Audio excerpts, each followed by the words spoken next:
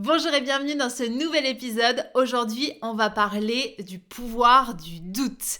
Et oui, parce que très souvent, on relaie ce doute à quelque chose de négatif, de néfaste, de nocif pour nous, êtres humains. Alors j'avais envie aujourd'hui d'amener de la hauteur et de la profondeur sur ce sujet. Et vous allez le voir, on va rapidement aller dans nos tréfonds, c'est-à-dire tout ce qui vient nous titiller un petit peu et ce qu'on veut surtout pas aller voir et qu'on préfère mettre dans la case « non, ça c'est pas bien, j'en veux pas ». Aujourd'hui, on regarde les choses avec une nouvelle paire de lunettes pour justement l'utiliser non plus comme un relais négatif à totalement sortir de notre vie, mais plutôt comme un canal de croissance et d'épanouissement. Oui, vous avez bien entendu, d'épanouissement. Alors rentrons directement dans le vif du sujet. Je vais principalement évoquer les doutes et les remises en question qui arrivent par l'intermédiaire de la comparaison. Parce que la comparaison, on croirait que c'est quelque chose absolument à éradiquer. Et encore une fois, est-ce que nous avons le contrôle sur ce qui se passe dans l'ensemble de notre cerveau ? Absolument pas. Votre inconscient fait ce qu'il veut. Et je tenais à nous rappeler, à vous comme à moi, qu'on le veuille ou non, que l'on se compare en permanence. On va se comparer avec nos ancêtres, notre mère, notre grand-mère, pour savoir si on va être comme ça, nous aussi. On va se comparer avec nos amis pour voir si notre vie est calée à leurs normes ou pas.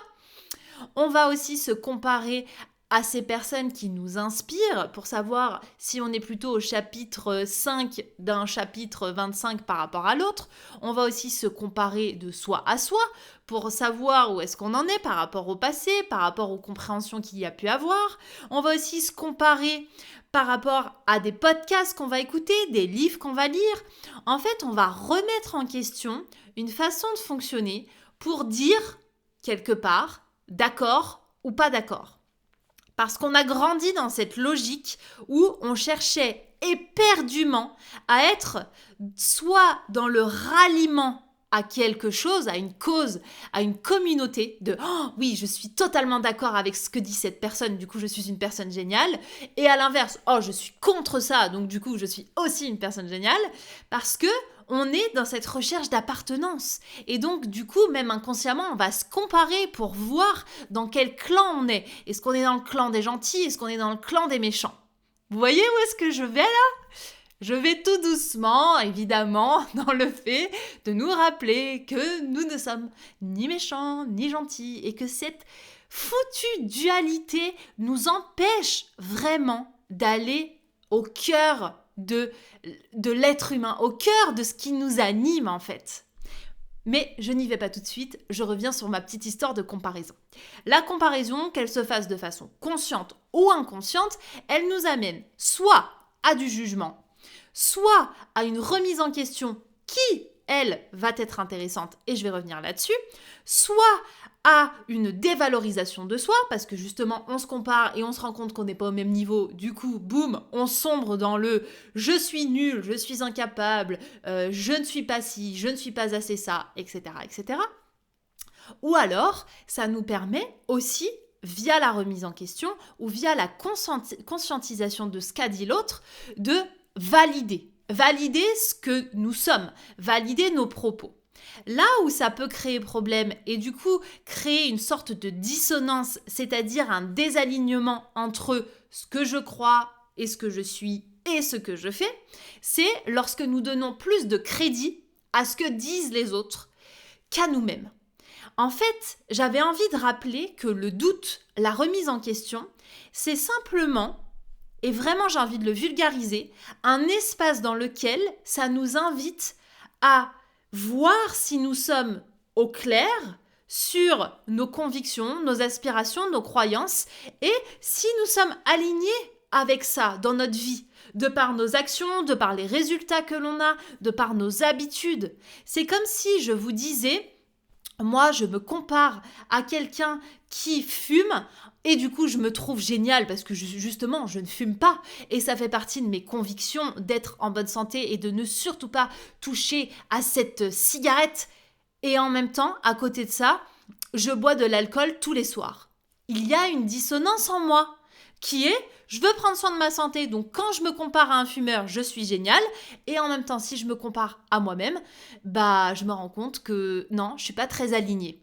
Donc l'idée, c'est vraiment de comprendre que lorsque l'on regarde les autres, déjà, ça vient parler de nous, ça vient nous ramener à ce miroir de, en fait, est-ce que tu es OK avec ça? Est-ce que tu n'es pas OK? C'est là où se fait le point de bascule, le réajustement. Et surtout, de sortir de ce monde binaire de bien, pas bien, bon, mauvais. La comparaison, le doute n'est pas là pour nous assurer une sorte de sécurité de je suis dans le bon camp ou je suis dans le mauvais camp, mais plutôt un alignement. Et c'est vraiment sur cette nuance que j'ai envie d'insister, parce que trop souvent, on tombe dans le jugement, la dévalorisation de soi, dans l'autocritique, et j'en passe, parce que nous ne sommes pas alignés. Parce qu'on ne sait même pas, en fait, ce qui nous habite. Et j'irai même plus loin, et ça peut faire mal à entendre, on ne sait même pas qui on est. Parce qu'on a tellement été conditionnés, on a tellement été amenés à croire que, ce que dit l'autre, c'est forcément mieux que ce que moi je pense et ce que moi j'ai à dire, qu'en fait, même en tant qu'adulte, on arrive encore à se brider. Et j'avais envie vraiment de parler de cette tendance qui nous amène à être vraiment conciliants. C'est-à-dire que lorsque on se compare aux autres et on se rend compte qu'on n'est pas au niveau auquel on aurait envie d'être, qu'on n'est pas suffisamment capable, qu'on n'a pas les compétences, etc., que pour sortir de cette douleur, on aurait besoin d'être dans on aurait besoin d'être dans une sorte de complaisance. De « Oh, mais c'est pas grave, tu sais, chacun son chemin, chacun sa route, chacun son rythme, et puis ça n'a pas d'importance si tu n'es pas à tel niveau, etc. » En fait, j'ai la sensation que lorsque l'on constate qu'on est désaligné, qu'on n'est pas en phase avec soi, on ne l'honore pas. Ça n'est pas bien. Il ne faut surtout pas se dire « Ouais, en fait, c'est vrai, là, je me rends compte que je suis totalement désalignée. » Et sans trop donner de crédit à l'autre et dire que c'est l'autre qui a raison et moi, j'ai tort, mais plutôt juste en conscientisant que peut-être il y a des choses à réajuster en soi, c'est pas bien. Vous l'avez peut-être déjà entendu, cette histoire d'être la meilleure version de soi. Dans le milieu du coaching, on adore taper sur cette belle tendance qui est de « Non, on n'a pas à être meilleur, nous sommes déjà des êtres exceptionnels, nous n'avons rien à faire évoluer en nous, nous avons juste à nous aimer tels que nous sommes. » J'ai envie de rire, moi, à ça, parce qu'en fait, qui sommes-nous pour dire « Aimons-nous tels que nous sommes et n'évoluons pas ?» En fait, nous sommes des hypocrites à croire que le fait de s'aimer tel que nous sommes nous invite à une stagnation. C'est totalement risible et faux. Parce qu'en fait, l'être humain est là pour évoluer. Il est là pour justement embrasser ses envies, ses désirs, ses ambitions. Et lorsque on réduit cette fameuse expression, quand on la sort surtout du contexte de « ça n'est pas bien d'être la meilleure version de soi-même », moi j'ai envie de rappeler, est-ce que c'est bien d'être la version la plus pourrie de soi? Est-ce que en fait être la version qui stagne, c'est cool?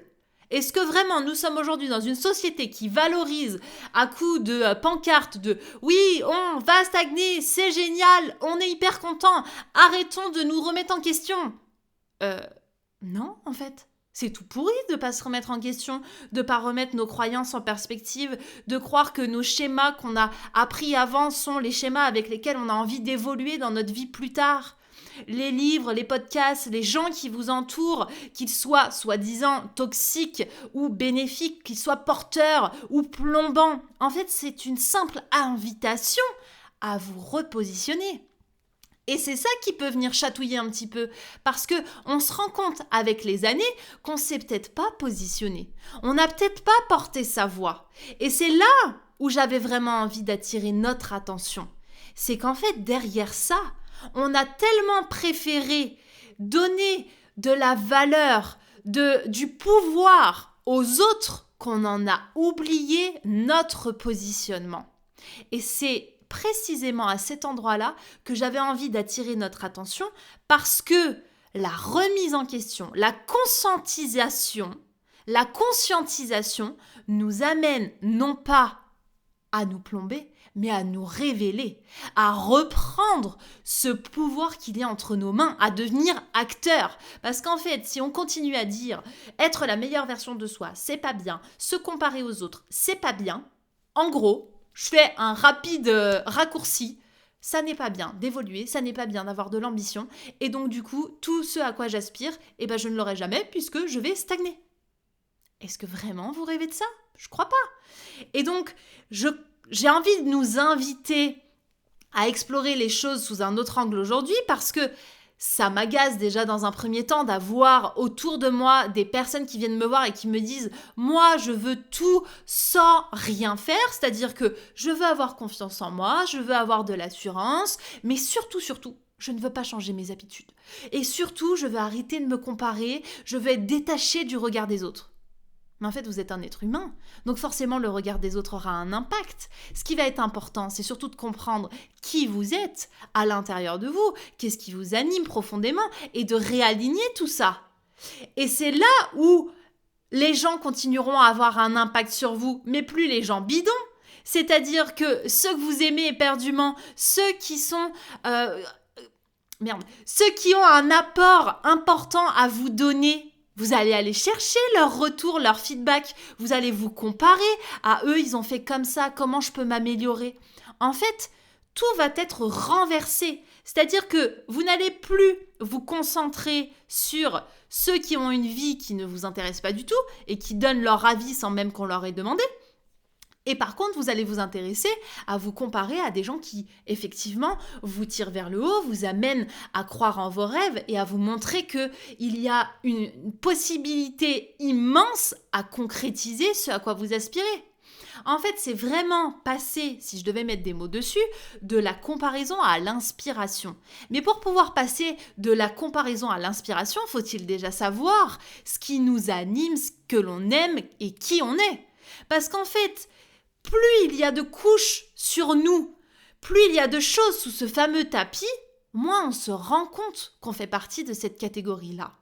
Et donc, déjà dans un premier temps, j'avais envie de vous rappeler quels peuvent être les axes à observer qui vous montrent que vous êtes encore dans l'ancien schéma, j'ai envie de dire. C'est-à-dire dans celui où le doute, c'est pas cool, où la comparaison, c'est vraiment pas à faire, parce que ça amène à du jugement et à de l'auto-sabotage. Effectivement, ça, c'est pas cool à vivre et ça ne nous emmène pas dans la bonne direction. Néanmoins, c'est un indicateur. C'est un indicateur de changement, de progression. Et donc, lorsque vous avez ces messages-là, c'est-à-dire que lorsque vous avez des petites voix à l'intérieur de vous qui se manifestent et qui se disent « on n'est pas capable, on n'est pas à la hauteur, nous on n'arrivera pas comme lui, on n'a pas toutes les compétences, ah ben de toute façon, il ou elle a de la chance, etc. etc. » c'est que vous êtes déjà dans une sorte d'auto-sabotage de vous-même et vous pensez que vous ne méritez pas mieux. Donc, vous êtes dans la version de l'histoire auto-complaisante de oh, ma vie, elle est comme ça, j'ai pas le choix parce qu'on m'a conditionné que de toute façon, les autres faisaient mieux que moi, je suis une mauvaise personne et je m'auto-flagelle. L'idée, c'est de comprendre que l'on peut passer dans l'autre version de l'histoire qui est, en fait, je suis, point, ni bien, ni pas bien, je suis tout. Je suis la lumière, je suis l'ombre, je suis à la fois incompétente et compétente, je suis à la fois nulle et extraordinaire, je suis, point. Qui nous amène tout simplement à se rendre compte que la fameuse version de soi qui serait meilleure, ça ne veut pas dire qu'elle dénigre celle que vous êtes aujourd'hui, ça veut dire qu'elle reconnaît les endroits où vous avez la nécessité de vous améliorer pour pouvoir aspirer à ce que vous avez envie de vivre. C'est-à-dire que si vous avez envie d'avoir une entreprise fleurissante, bien évidemment qu'il sera nécessaire de faire évoluer des choses en vous. Une posture, une façon de vous affirmer, une façon de parler, une façon de vous montrer au monde. Si vous avez envie d'avoir un couple qui fonctionne, il sera nécessaire déjà d'incarner la personne avec qui vous avez envie d'être, plutôt que d'attendre que l'autre soit exactement comme vous voulez. Parce que très souvent, en fait, on voudrait que l'autre soit parfait, mais nous, on n'est pas du tout la personne qu'on aimerait rencontrer. On n'est pas du tout la personne avec qui on aimerait vivre. On aimerait avoir de super collègues, mais on est un collègue exécrable. Donc, j'ai envie de dire, remettons un petit peu nos yeux en face des trous et constatons que le changement, déjà, commence par nous-mêmes, par nous réaligner et en étant cohérents. En étant, j'ai même envie de dire, et ça fait plusieurs fois que je vous le répète, congruent. Et libre à vous de l'être ou de ne pas l'être. Évidemment, c'est une invitation, vous en faites ce que vous voulez. Moi, je sais où se trouvent exactement les points sur lesquels j'ai à me réajuster. Parce que j'ai décidé, c'est un choix, d'être dans le second camp. J'ai arrêté de m'auto-complaire dans ma boue et de me dire « Oh, mais c'est pas grave si t'es pas suffisamment excellente là-dedans » alors que ça venait me déranger parce que j'avais des petites voix qui justement venaient se comparer aux autres, venaient se juger, etc. Donc je les ai entendues. Je me suis dit « Ok, si elles sont là, c'est qu'elles ont quelque chose à me dire. » Et plutôt que de me dire « C'est pas bien de se juger », j'ai essayé d'en faire quelque chose. Je me suis dit, si je me juge, c'est qu'il y a quelque chose à transformer derrière. Et je me suis vue juste observer ces jugements pour pouvoir passer dans la transformation qui est « qu'est-ce que je peux en faire ?» Et le « qu'est-ce que je peux en faire ?» nous invite à quoi ? Franchement, je ne vais pas révolutionner le game. Hein. Je vais juste vous rappeler quelque chose d'essentiel. Ça nous invite à passer à l'action, à faire des choses qu'on ne faisait pas avant pour obtenir des résultats différents. J'ai une cliente la semaine dernière qui me dit « Je voudrais avoir plus confiance en moi. » Ok, très bien. Qu'est-ce que tu fais de différent par rapport à d'habitude où tu n'as pas confiance en toi ? Oh bah rien. Ok, eh bien sache que la confiance, ça se développe, c'est un muscle. C'est quelque chose qui se cultive au quotidien. Donc si tu penses pouvoir avoir confiance en toi sans rien changer dans ton quotidien, c'est certain qu'il ne se passera rien. Par contre, si tu décides de mettre en place des nouvelles habitudes, si tu décides du coup de changer de posture par rapport à ce que tu faisais dans ton quotidien, là, il va y avoir des changements. Et donc, c'était intéressant de voir qu'elle m'a demandé si elle pouvait avoir plus d'outils, plus de choses à faire. Et pourtant, elle avait déjà énormément de choses dans sa mallette. Et elle ne les pratiquait pas. Parce qu'en fait, encore une fois, on préfère aller chercher à l'extérieur, à se remplir, à avoir des outils, à avoir des choses qu'on peut mettre en place.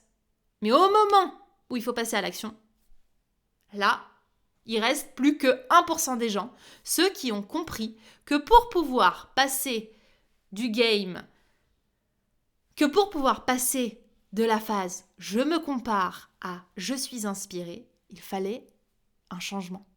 Il fallait des nouvelles habitudes, une nouvelle vision, une nouvelle façon de faire pour pouvoir amener une nouvelle façon d'être. En fait, on oppose très souvent l'être et le faire, mais j'ai encore une fois envie de vous rappeler que l'être n'est nourri que par le faire. Il ne s'exprime que par l'action.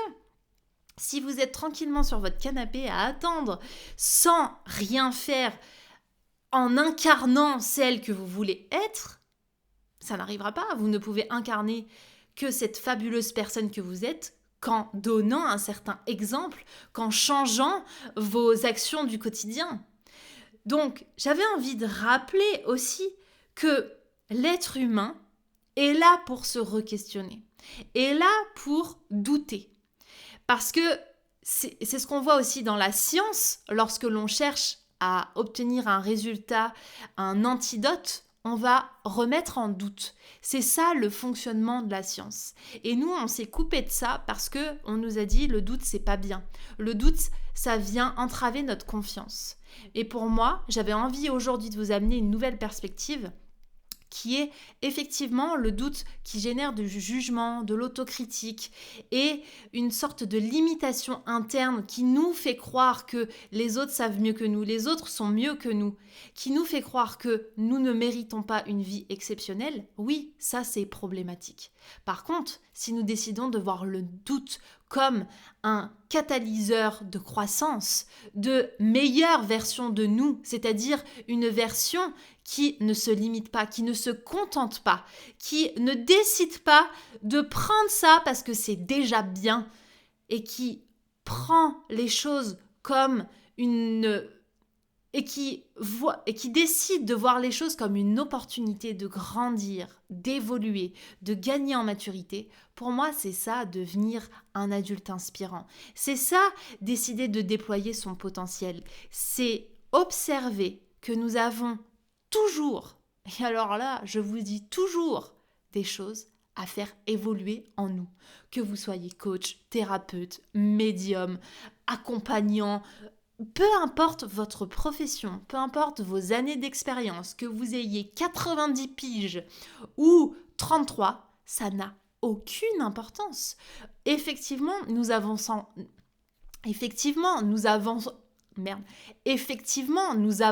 tous sur notre chemin avec notre rythme de conscientisation, avec nos niveaux de conscience que j'ai déjà évoqués dans un des épisodes. C'est-à-dire que nous sommes tous dans une spirale où la vie nous invite à vivre des moments pour conscientiser, pour réajuster, recalibrer, se repositionner, se réaligner. Et ça, c'est notre responsabilité, notre engagement avec nous-mêmes. Mais aussi, notre engagement, parfois, c'est de ne rien faire, de ne surtout pas passer à l'action et de continuer à se plaindre. Donc, la conclusion à cet épisode, c'est de vous amener à voir que si vous avez envie d'avoir plus d'assurance, plus de confiance, de vous détacher de ce fameux regard des autres, j'espère que vous avez compris que la proposition, c'est de vous servir du doute comme un recalibrage interne pour vraiment venir nourrir vos certitudes.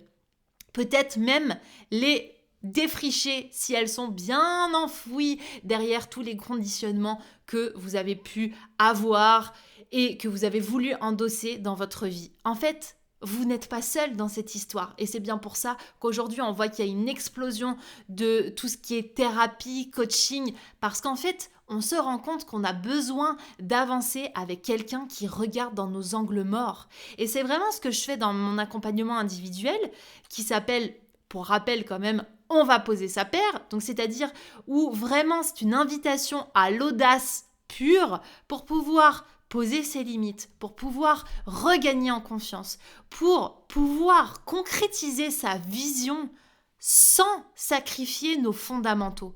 Et dans cette notion de fond, et derrière cette notion de fondamentaux, qu'est-ce qu'il y a d'important pour moi? C'est quoi mes piliers de vie? Si pour vous, ça veut dire ne pas sacrifier votre vie de famille, comment vous pouvez créer une vie autour de ça plutôt que de vous dire « Oh, je peux pas tout faire, ça n'est pas possible ». C'est là où on passe dans l'inspiration, où on se rend compte qu'il existe plein de femmes aujourd'hui qui ont des enfants, une entreprise florissante, qui sont épanouies, qui finissent pas en burn-out tous les 6 mois, parce que c'est possible. En fait, c'est un choix pour moi entre le fait de voir que les choses nous pénalisent ou les choses nous invitent à nous affirmer. Et ça, libre à vous, à moi, d'en prendre conscience. Évidemment, quand nous sommes dans des vagues émotionnelles, c'est pas toujours évident. Et c'est aussi pour ça qu'on travaille ça dans les accompagnements individuels. C'est pour éviter d'être submergé par la vague que l'on subit plutôt que l'on accueille. Donc si vous avez envie d'aller plus vite, parce que pour moi le coaching sert à ça, d'avoir quelqu'un qui vous permet de regarder dans les endroits que vous ne voyez pas forcément et de vous soutenir lorsque c'est inconfortable, eh bien n'hésitez pas à me rejoindre. Il y a des places pour juin et juillet pour l'accompagnement soit de 1 mois, soit de 6 mois. Et je me ferai un plaisir de vous montrer que vous êtes à la fois une personne exceptionnelle et une personne qui peut devenir encore meilleure. Mais pas dans cette optique de ne pas être satisfait de qui vous êtes aujourd'hui, mais plutôt dans cette conscientisation que vous êtes déjà exceptionnel et que vous pouvez avoir la cerise sur le gâteau. Je vous embrasse, je vous souhaite une excellente fin de journée, fin de soirée et je vous dis à la semaine prochaine. Si cet épisode vous a plu, n'hésitez pas à le commenter, à le partager. C'est grâce à vous qu'on... Si cet épisode vous a plu, n'hésitez pas à le commenter, à le partager et à laisser une note de 5 étoiles sur Apple Podcast et Spotify. Et en attendant, je vous donne rendez-vous la semaine prochaine. Je vous embrasse.